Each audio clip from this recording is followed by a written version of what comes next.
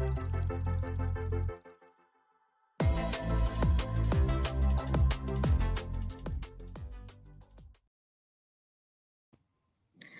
evening, everyone, and welcome to our session.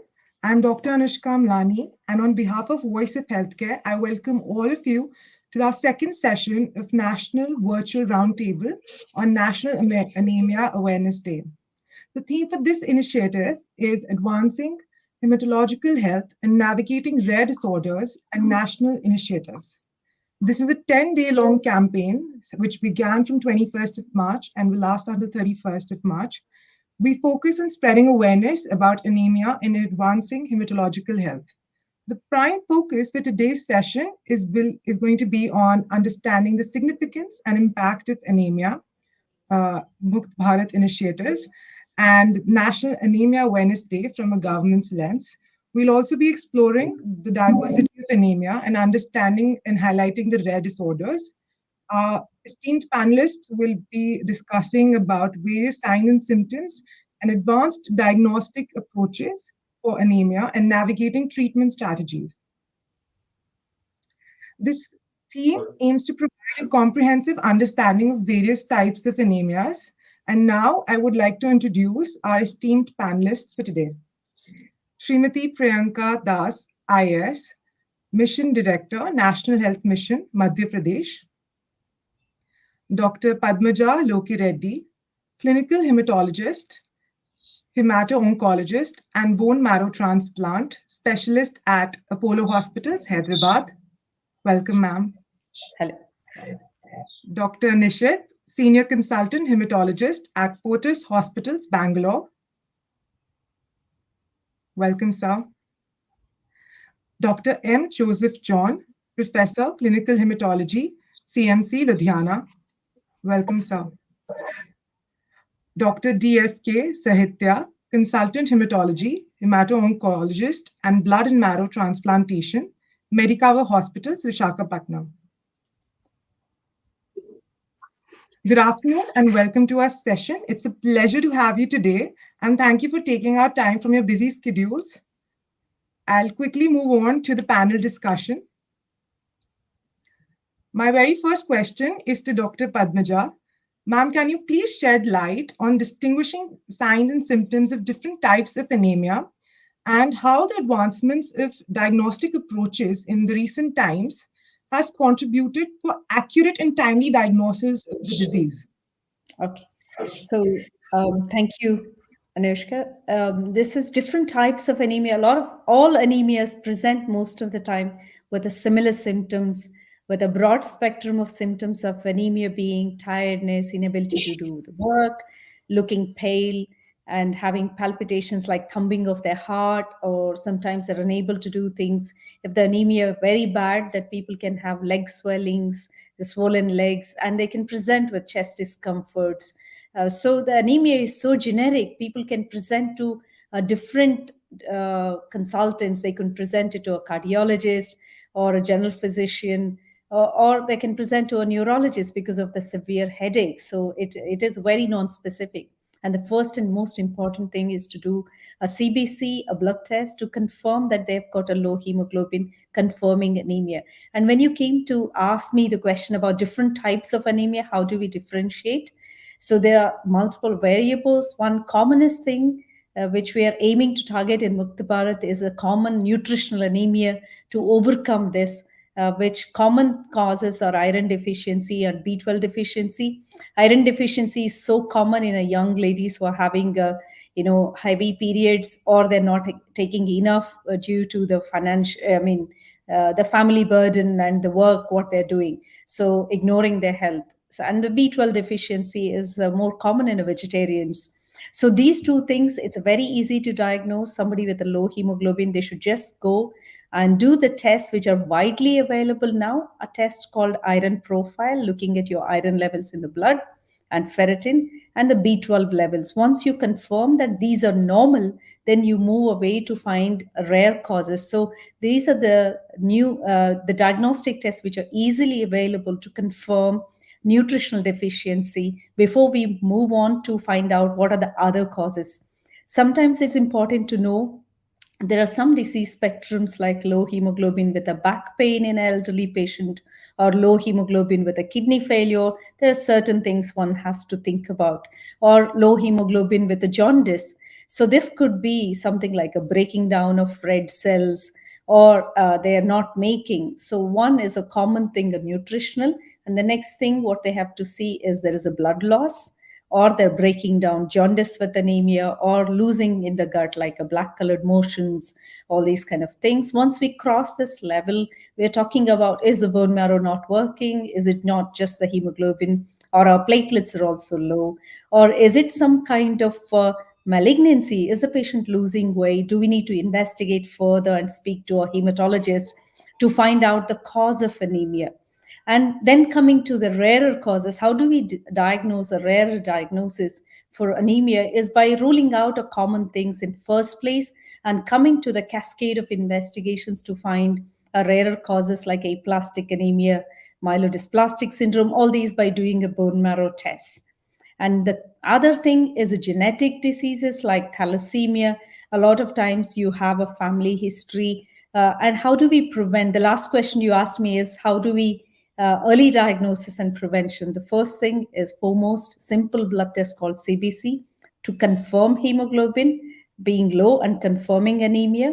And the second thing is if somebody has got a family history of thalassemia, and the next generation doing the screening test, especially pregnant ladies, if they're anemic, don't presume that it's iron deficiency. We need to investigate and confirm the cause. And early diagnosis of these conditions definitely will make a huge difference in prevention in some aspects and also having a better outcome in majority of the cases. Thank you for your input, ma'am. Ma'am, I have a question regarding when we speak about rare anemias and anemia in general. As you mentioned, there are several signs and symptoms like fatigue, headaches. So, what are the different challenges in your personal experience that in your practice that you've seen in distinguishing a rare anemia and managing a rare anemia versus anemia in general? So, what are the challenges if we see in both Yes. cases? So it's a challenge in getting to the diagnosis in first place. A All lot of right. times anemia people think it's just that nutritional. People label themselves as not eating. So I think we have to stop talking about even at a very general practitioner level to confirm nutritional anemias only by blood tests, not by generic terms. Once we rule that out and we start to investigate, like rarer disease like aplastic anemia, all these confirmed by bone marrow tests and some genetic tests called bone marrow failure syndrome screens.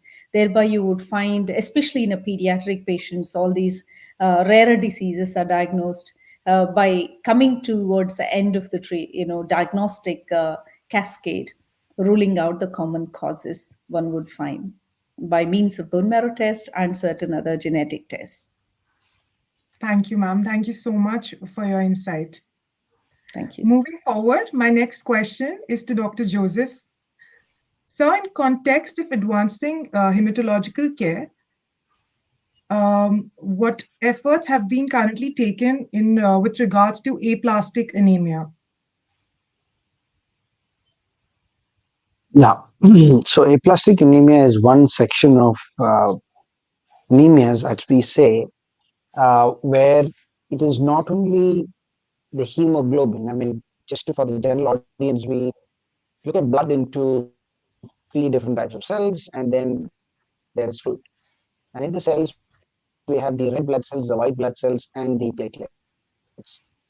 The functions are different for each one of them. The red cells are for to carrying oxygen to the site of necessity, and the white blood cells are almost like the Army, Navy, Air Force, where they can attack the infections. And platelets are organelles which run to the site of injury and say, "Hey, stop bleeding." So aplastic anemia is a combination of all the three cell lines coming down. Padmaja alluded to certain causes where only the red blood cells are down. Now here we have a situation where a supply chain for oxygen, the food essentially is not reaching the site of necessity. Our defense mechanisms are down, and the agents which will come with the water essentially or the stopping the bleeding is also not there. So we have a lack of red cells, white cells, and platelets. Now, when we have this particular situation, we are asking two major questions. Is it a problem of production or is it a problem of loss? And all the three being lost is little unusual, except for an autoimmune disease where the cells are being attacked by within itself. Or it may be just a viral infection like dengue, which suppresses all of the synthesis at once. Now, aplastic anemia is a situation where the bone marrow is empty. That's the production side of the factory where all these three cells are being produced. So the production side is down, the machines are there, no more there, and the bone marrow is not able to keep up with the demands of a day-to-day work. So on an average, a red cell has a lifespan of 121 days.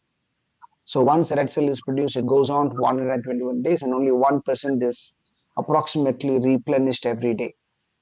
Whereas white blood cells has only about 8 hours. So it has to be produced. The entire system has to run 3 times a day for production. Whereas the platelet can last for about 10 days. So that's the lifespan of these. And in aplastic anemia, if all the three are down, and essentially you're down, in fact, that's a situation even worse than blood cancer. Because at least blood cancer, you can give some cells and there is a rebounding or recovery of the cells happen later.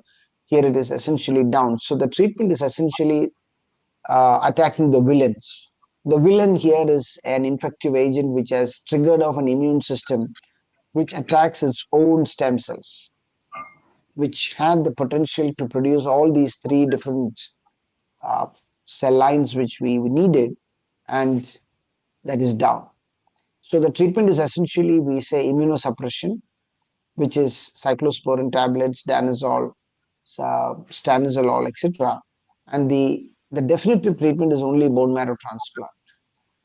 The bone marrow transplant comes with a price, in metaphorically and literally, which is the price is about 10 to 15 lakhs of cost of transplant, and literally it's that. And then also there is a risk of infection and death during transplant. That's about 10 to 20%. But that trades off with the potential cure which we can offer in 70%. Whereas if you don't treat, there's 100% mortality. So that's a trade-off in a transplant. The best option is transplant. Second option is ATG and cyclosporin.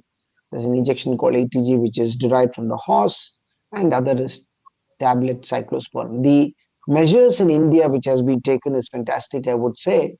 Apart from the government subsidies which we can get, we can apply for Prime Minister Fund of up to 3 lakhs we can get for a patient who has a match. And Coal India has come up with the project where 10 lakhs subsidy is being given. I mean, support is given from the government of India, Ministry of Family Health and Family Welfare. In selected centers, about 11 centers are identified. 10 lakhs can be supported, provided the patient's age is less than 20 years, less than 18 years, and has a family 10 by 10 each. So that's the spectrum, what the problem is, how we identify it, and how to treat, and what the measures to have. I mean, if you have any more questions, I'll be able to answer. Thank you so much, sir, for your insight on this. Right now, I'd like to move forward with Dr. Nishit and learn more about how do hematologists play a pivotal role in the management of anemia. Yeah. So, good evening, everybody. So, as the Spain panelist has already brought about the challenges, so in pertaining to a hematologist role, I would say that one of the challenges we face is convincing the patient for a bone marrow examination. And many times the workup is only going on for nutritional anemia, on and off taking vitamin B12 or taking iron, and then the aplastic gets missed, and we don't look at the other lineages. The patient is also like that only a hemoglobin is dropping, but if you look carefully, you'll see a downward trend in all the three lineages. So anemia just sometimes can be a starting presentation to something that is bigger. Patients Because bone marrow is a extremely painful procedure for many of these patients. They they have had bad experiences, so they are not up for a bone marrow examination biopsy initially. That is one thing. Second thing is, anemia as a part of the spectrum when it comes to us from other causes that could be a CKD or CLD. In these causes where anemia is a part of a general greater spectrum, or the patient would be with a high creat with a nephrologist, could be having multiple myeloma, could be having a myelodysplastic syndrome where also anemia would be a presentation of a single lineage. So convincing them on those aspects also is pretty challenging. And for as sir rightly pointed out that aplastic, the treatment is bone marrow transplant. So arranging the funds and thing for marrow transplant also, it's a bit challenging. So these are the way where hematologists are relying on general physicians to do the initial workup. And then when we get into a picture where we usually take up from bone marrow and henceforward further treatment modalities. For young people, whether it is hyperplastic marrow or a single lineage MDS, the treatment of Fanconi or sickle, the treatment is always bone marrow transplant. So anemia is something, just a presentation to something that is larger. That's all.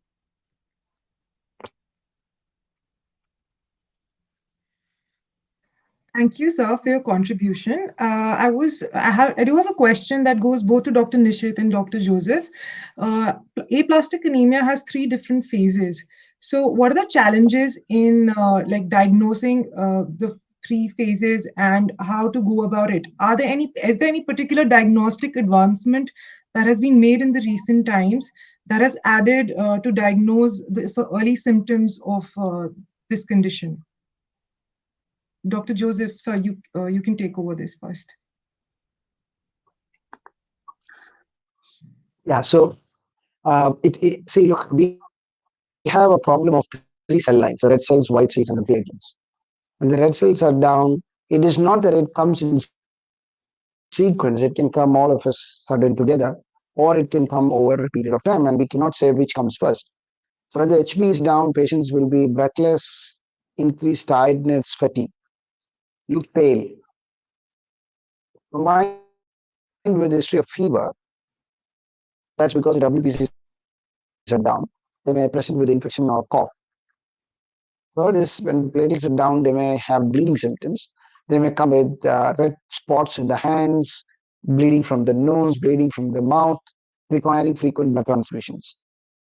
Like Dr. Nishit and Dr. Lokireddy had mentioned, the bone marrow testing is the only answer to that to confirm the diagnosis. And of course, usually they do not have a splenomegaly and other organomegaly except for liver may be enlarged. And the bone marrow will give us a diagnosis for that. And there is no blood test access to diagnose this early except for a CBC testing, which will show that all the cell lines are down. And bone marrow test is best. And then, of course, if you have to find out some of the rarer genetic causes for this, we need to do something called NGS testing to find out certain mutations.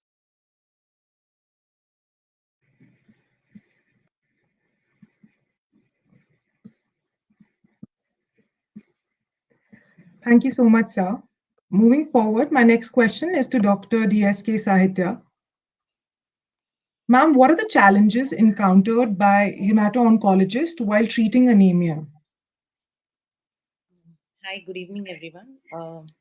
So, as we all know, anemia is mainly the first person of contact is either a pediatrician or a general physician.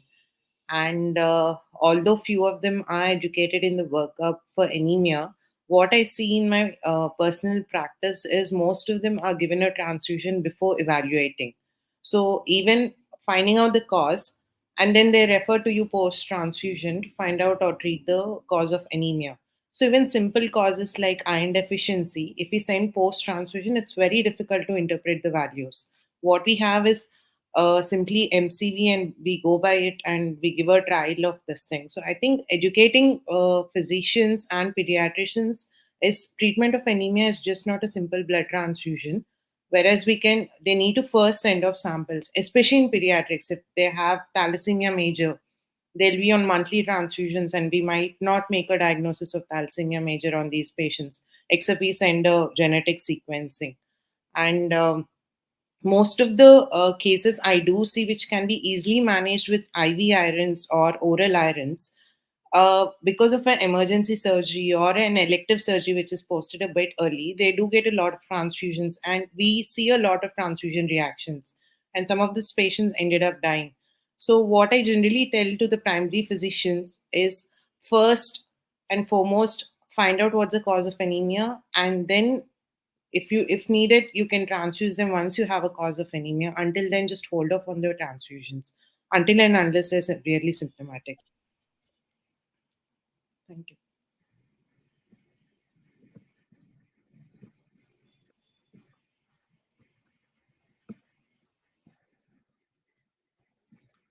My next question is to Dr. Nishit. Sir, could you share insights on how the role of hematologists have evolved, considering the patient care and advancements in research and personalized medicine?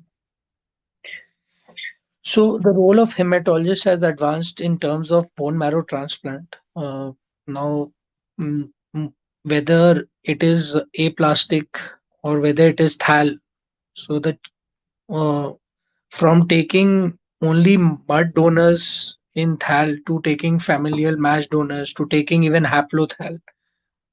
Right now, the most of the hematologists believe that bone marrow transplant is to be done when it's needed, and if it's needed, whether it even haplo match, we can go ahead with a transplant because that's the need of the hour. And same thing with aplastic. So donor selections have changed. Now more and more of us are doing in terms of even haplo and taking them for transplant because that's what they need at that time. So in that aspect, then second advances have come in terms of NGS because now we have all molecular panels where we can check for bone inherited bone marrow failures. So uh, earlier, if they would do transplant for two similar kind of patients and without NGS, they would not get the favorable result for one of them and they would get a favorable result for somebody else. But with NGS technique, we have come to know very rare mutations where the success of transplant might be hampered. So those are the things that have, uh, you know, new advances that have been taken up in this aspect.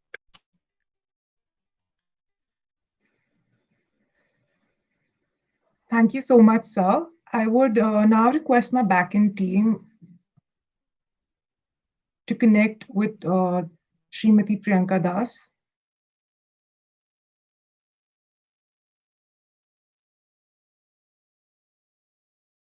I'm very glad that today deliberation is happening on anemia and anemia awareness. Anemia is definitely a problem which we are grappling with in the health sector, and it is multifactorial. If I give the context of Madhya Pradesh, and if we look at the NFHS figures, we find that very high prevalence of anemia exists among pregnant women, among women in the reproductive age group, among adolescents, and among children. And obviously, there are nutritional factors, but then there are other underlying medical conditions too, which contribute to and exacerbate the problem of anemia. In the state of Madhya Pradesh, we have taken up a multi-pronged strategy to tackle the problem of anemia. I'll go segment-wise, how we deal with our pregnant women first, and then what we do for the adolescent and the young children population. So for the pregnant women, we have an added challenge in Madhya Pradesh of having high maternal mortality in the state, and we find anemia to be one of the underlying causes leading to mortality. So the state has taken note of it. What we do is we have a system of screening and testing our pregnant women for high risk factors, and we have included moderate as well as severe anemia as one of the factors for identifying the women as high risk. In doing so, what we intend to do is we intend to take extra care and provide extra care to the women who are moderately anemic, and for the severely anemic we definitely initiate treatment, be it providing iron sucrose injections or injection FCM, or as the case requires, providing blood transfusions even. When it comes to moderate anemia, again we have a very good campaign which is run in all the 4 trimesters, and it's a community ownership sort of an event which we call T3 campaign, which is basically test, track and treat. So for our high risk pregnant mothers, this T3 campaign is in the form of a life-saving, I would say, intervention, wherein we are able to first test the women for hemoglobin levels, and if they are moderate, we initiate prophylactic and other medical management of their conditions, and then we track their conditions and we ensure that they get treated, because for pregnant women who are already anemic, it will definitely impact not just their health, wherein they will undergo a lot of blood loss during the delivery, which might lead to very alarming situations and even death for her. It is also related to the health of the child and the neonate, because we find that if the mother is anemic or undernourished or malnourished, then there are interuterine nutritional deficiencies cropping up in the baby even. So it is linked, and that's why it's very, very important that we do the T3 campaign in the state properly. Here we also get the support of the allied department, women and child health, where through their Anganwadis they also in the state supplement the nutritional intake in the form of take home ration, and there's a lot of counseling involved for the anemic women in terms of nutritional diversity, the do's and don'ts during pregnancy for the pregnant and lactating mothers. Now coming on to the other segment in Madhya Pradesh whom we specifically target is our young population, which is basically 6 months to 5-year-old children.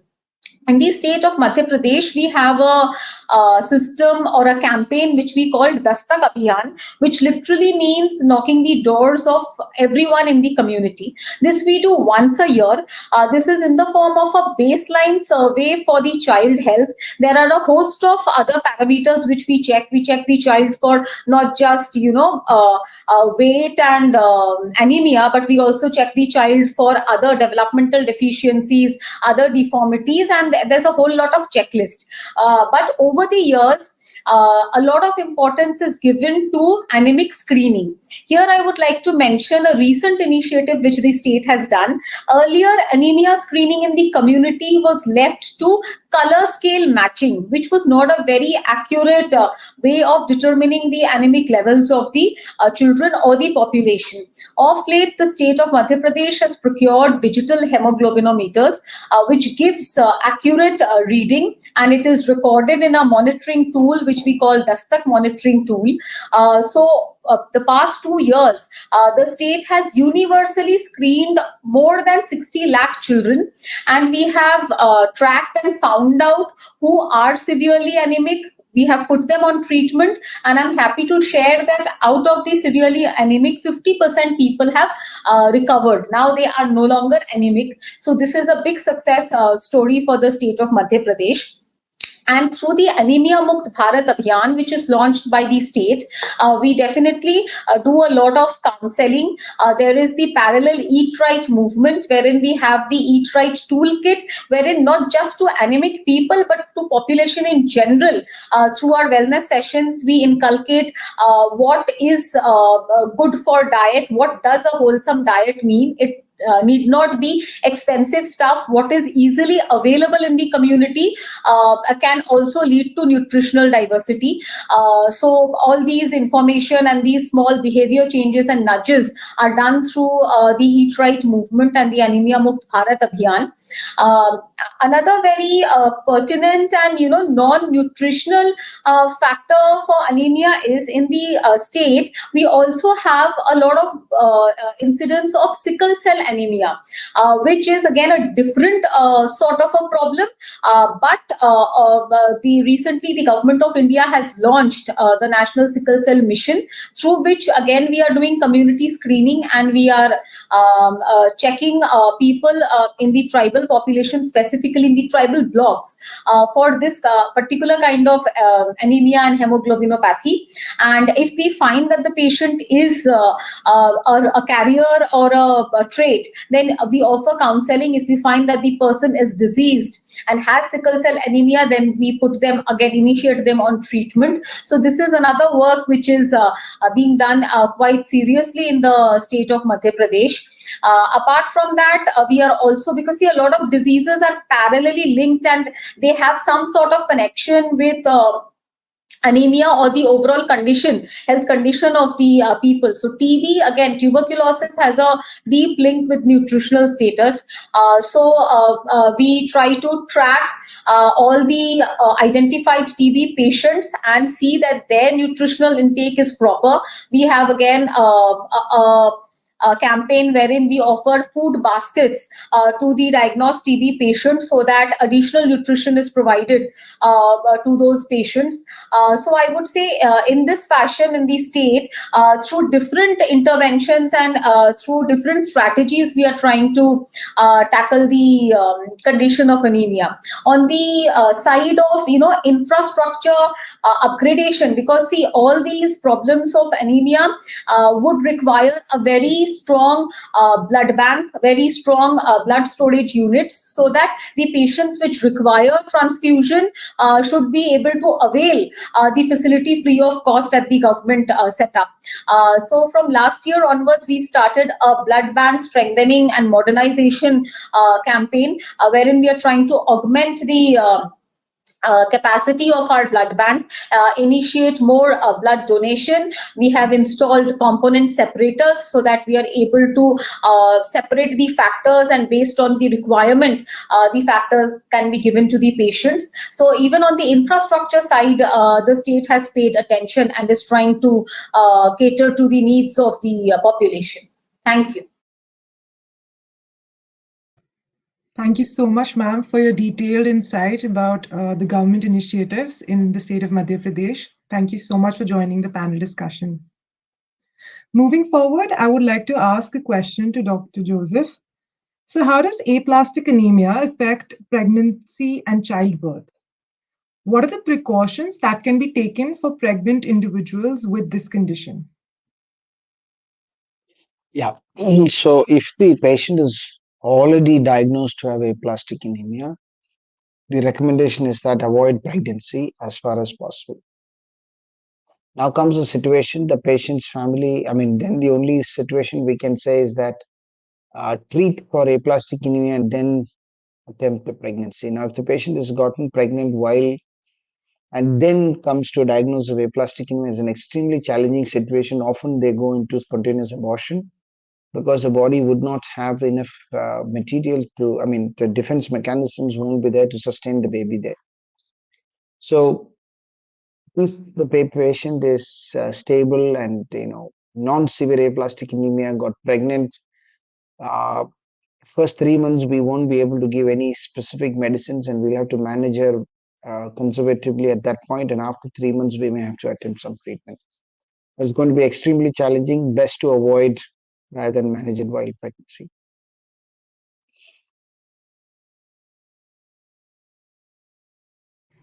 Thank you so much, sir. My next question is to Dr. Sahitya. Ma'am, what kind of lifestyle modifications and precautions should an individual take who is suffering from sickle cell anemia to manage their condition? Yeah. So yeah, India, some regions are endemic to sickle cell anemia. I'm in a region where there's a lot of sickle cell burden. So, first and foremost is I would counsel the pregnant women to get a HPA electrophoresis, because there's a lot of sickle cell trait which goes undiagnosed. And when sickle cell trait marries another sickle cell trait, there's a high chances of their children being sickle cell diseases. So, what we usually start with is, if they're pregnant, we would advise them to get a HPA electrophoresis, by which we can find out if they have any traits, either sickle cell traits or thalassemia traits. And if they're found to have, we advise the spouse also to get tested so that we can go for a prenatal testing. Once we deal with sickle cell disease, homozygous sickle cell diseases, what we usually tell them is general precautions like avoid dehydration, ask them to take plenty of fluids. Winters is one trigger. We usually see they'll end up in a lot of pain crisis. So they should have all the peripheries covered. And if they have any fever or pain, to immediately take analgesics. And if it's not coming down, they need to go to a primary contact where either an IV analgesics is given at the first and foremost. Because pain crisis, if they're left untreated, they do end up getting complicated in acute chest syndrome. Nutrition wise, we they're already on hydroxyurea and folate, but nutrition wise, we do ask them to have a balanced diet, and mainly take plenty of fluids is what we usually tell them. Thank you so much, ma'am. My next question is to Dr. Nishit. So, what are the lifestyle modifications and precautions that individuals with sickle cell anemia should take?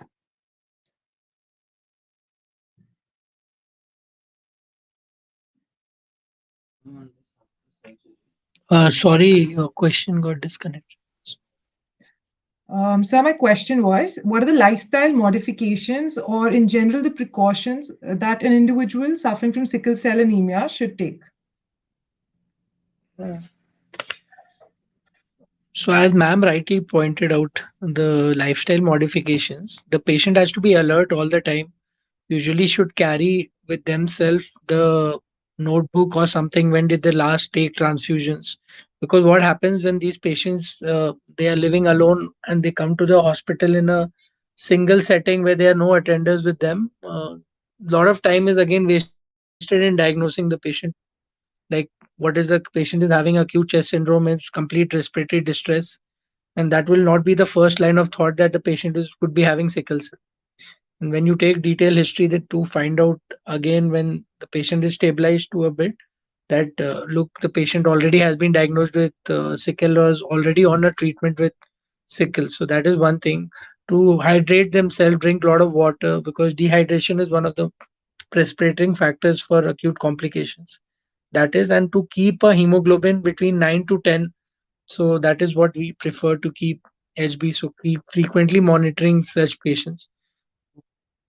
There were some studies in, uh, I think, Japan and somewhere where they have looked into banana or something. I think our Prime Minister has also discussed that in one of his talks, that uh, to look at other food changes where the pain of the sickle can be reduced or the duration of the crisis can be prolonged. Thank you. Thank, thank you so much, sir. Uh, I request all panelists to kindly turn on their cameras. Our next question is from the audience. The question is, are there any specific dietary changes or dietary recommendations that for individuals with sickle cell anemia?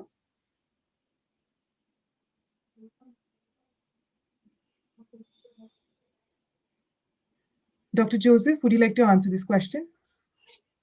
So there is no dietary changes which is required for sickle or thalassemia. I mean, we just say no extra iron tablets to be taken because, but generally it is, iron rich. People say, don't take palak and don't take this, etc. But that's not really required. Just a balanced food. Don't take any additional iron supplements. That's all what we say generally. Thank you so much, sir. Dr. Sahitya, would you like to answer this question as well? Yeah, like Sir had said, we usually advise them to take a balanced diet unless they're suffering from sickle cell organ damage. Like if they have a CKD, then we advise them a renal diet. Otherwise, most of them we ask them to take a balanced diet. Thank you so much, ma'am. The next question from the audience is: can individuals with sickle cell trait develop symptoms of sickle cell anemia, or is it typically asymptomatic?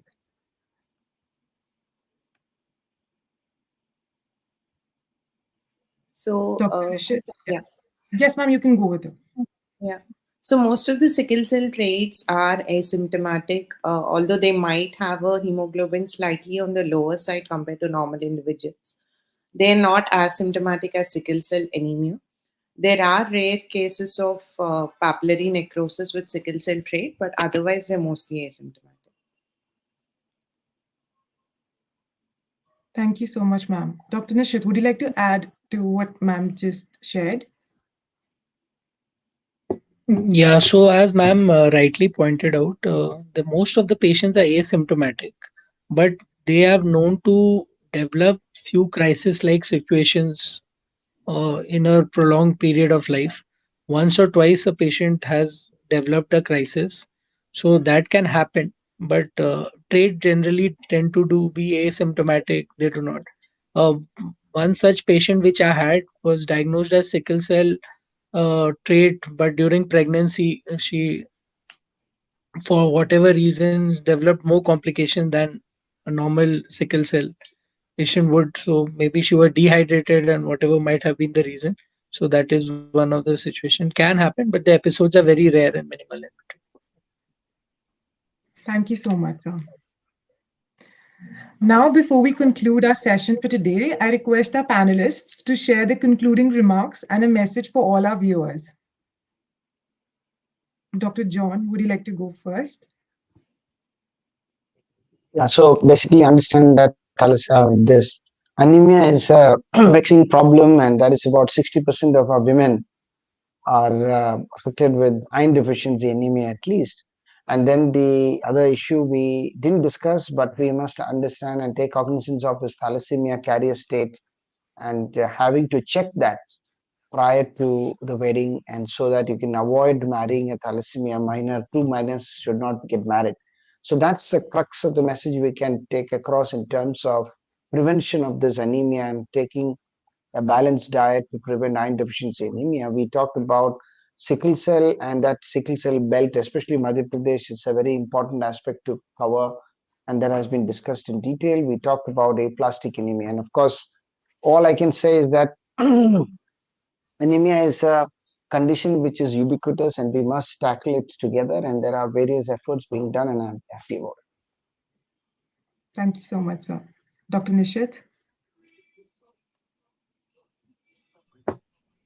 Yeah, what Sir has rightly pointed out is a multidisciplinary and multifaceted where everybody has to work together. One of the most stringent control is from Maldives, so where they are actually card holders, and there are strict laws of to if the patient is diagnosed with a thal minor. So there are strict laws in place, even in terms of government funding, that they make sure that two minors will never end up marrying each other. So that is one of the schemes they follow. So the cases have drastically dropped for them, and it is and they are given a card, and two such card holders should not end up marrying each other is what they are preferring. And such schemes later can help reducing the burden of thal patients in the society. As for the nutritional workup, uh, we personally feel there are no such, I would say, uh, stringent guidelines where one has to follow the medicine to this much time exactly. We all know we have to give for 6 months tablets till ferritin come, but there's no stringent guidelines as such for nutritional, So that is one thing where we can look at and add. Thank you. Thank you so much, sir. Dr. Sahitya? Yeah. So I would like to conclude by saying anemia is a multifactorial condition. It's not because of a single condition. And it is seen from every physician or every surgeon, any doctor would come across anemia cases in their lifetime. So before jumping that it's just labeling it as anemia, please do work up before transfusing the patients. And second thing, there's a lot of stigma associated with prenatal screening for women for thalassemia or sickle cell, and disclosing that information to the families whenever they're getting married. So increasing awareness in the districts by just inculcating in the school education programs, prenatal workup can significantly decrease the burden of sickle cell and thalassemia in our population. Thank you. Thank you so much, ma'am.